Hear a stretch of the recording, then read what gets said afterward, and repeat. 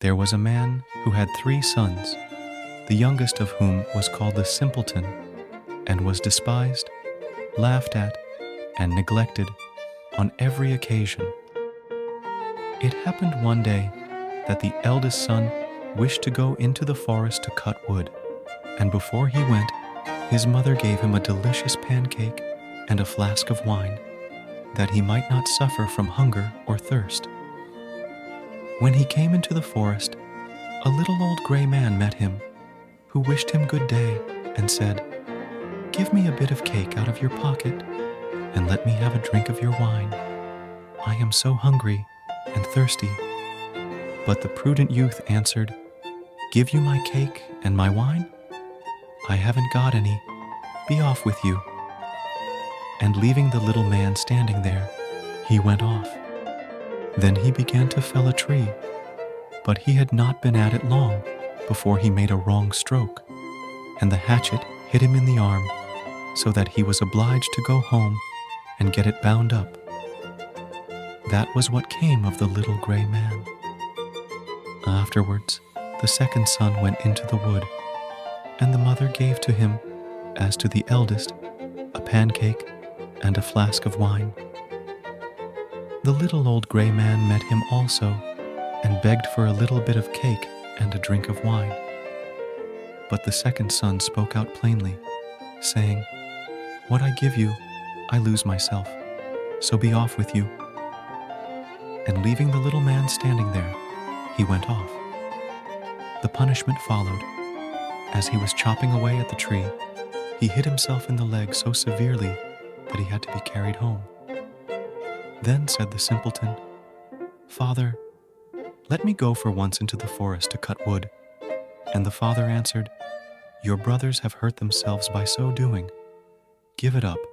You understand nothing about it." But the simpleton went on begging so long that the father said at last, "Well, be off with you. You will only learn by experience." The mother gave him a cake. It was only made with water and baked in the ashes, and with it a flask of sour beer. When he came into the forest, the little old gray man met him and greeted him, saying, "Give me a bit of your cake and a drink from your flask. I am so hungry and thirsty." And the simpleton answered, "I have only a flour and water cake and sour beer. But if that is good enough for you, let us sit down together and eat." Then they sat down, and as the simpleton took out his flour and water cake, it became a rich pancake, and his sour beer became good wine. Then they ate and drank, and afterwards the little man said, "As you have such a kind heart, and share what you have so willingly, I will bestow good luck upon you. Yonder stands an old tree. Cut it down, and at its roots you will find something." And thereupon the little man took his departure. The simpleton went there and hewed away at the tree, and when it fell, he saw, sitting among the roots, a goose with feathers of pure gold. He lifted it out and took it with him to an inn where he intended to stay the night. The landlord had 3 daughters who, when they saw the goose, were curious to know what wonderful kind of bird it was, and ended by longing for one of its golden feathers. The eldest thought, "I will wait for a good opportunity, and then I will pull out one of its feathers for myself." And so, when the simpleton was gone out, she seized the goose by its wing, but there her finger and hand had to stay, held fast. Soon after came the second sister with the same idea of plucking out one of the golden feathers for herself. But scarcely had she touched her sister, then she also was obliged to stay, held fast. Lastly came the third with the same intentions, but the others screamed out, "Stay away! For heaven's sake, stay away!" But she did not see why she should stay away, and thought, "If they do so, why should not I?" and went towards them. But when she reached her sisters, there she stopped, hanging on with them. and so they had to stay all night. The next morning, the simpleton took the goose under his arm and went away, unmindful of the 3 girls that hung on to it.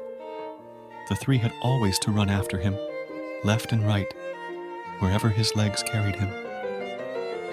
In the midst of the fields, they met the parson, who, when he saw the procession, said, "Shame on you, girls, running after a young fellow through the fields like this."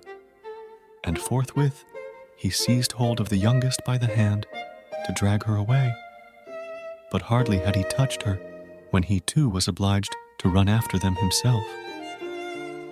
Not long after, the sexton came that way, and seeing the respected parson following at the heels of the 3 girls, he called out, "Oh, your reverence, whither away so quickly?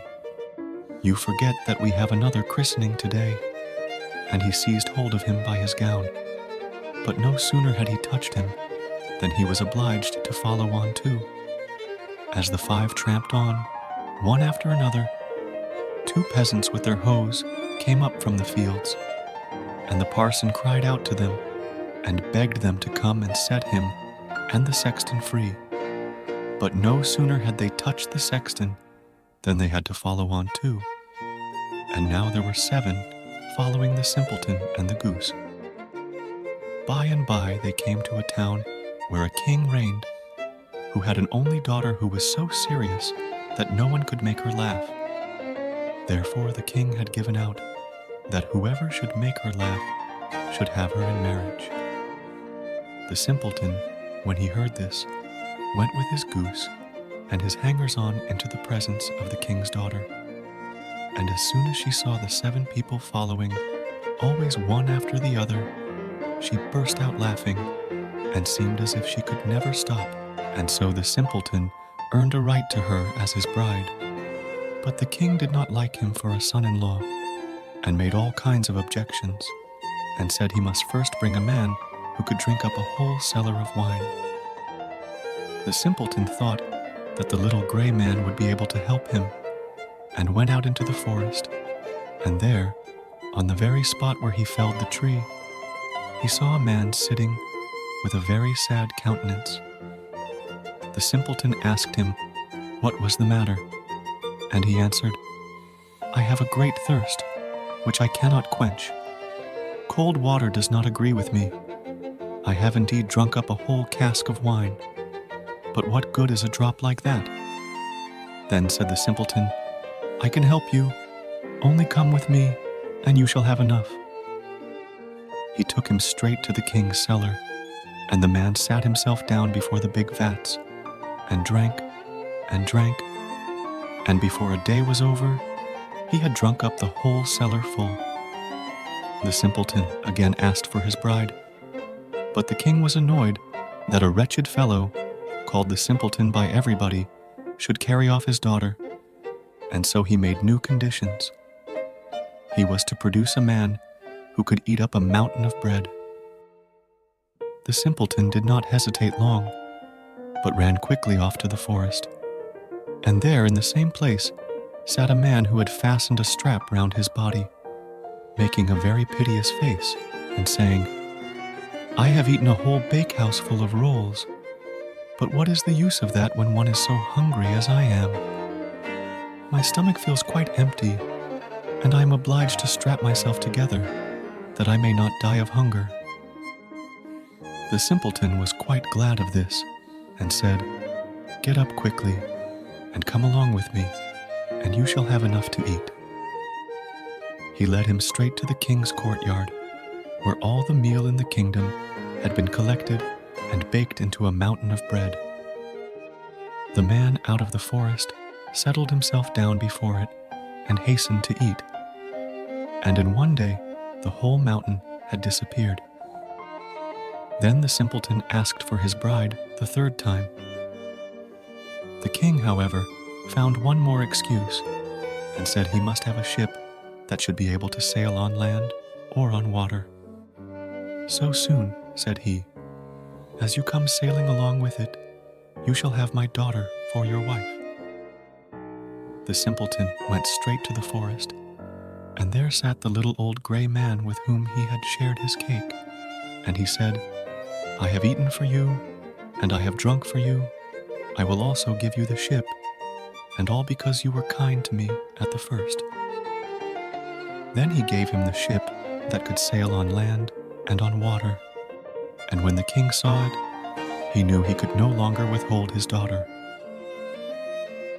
The marriage took place immediately, and at the death of the king, the simpleton possessed the kingdom and lived long and happily with his wife.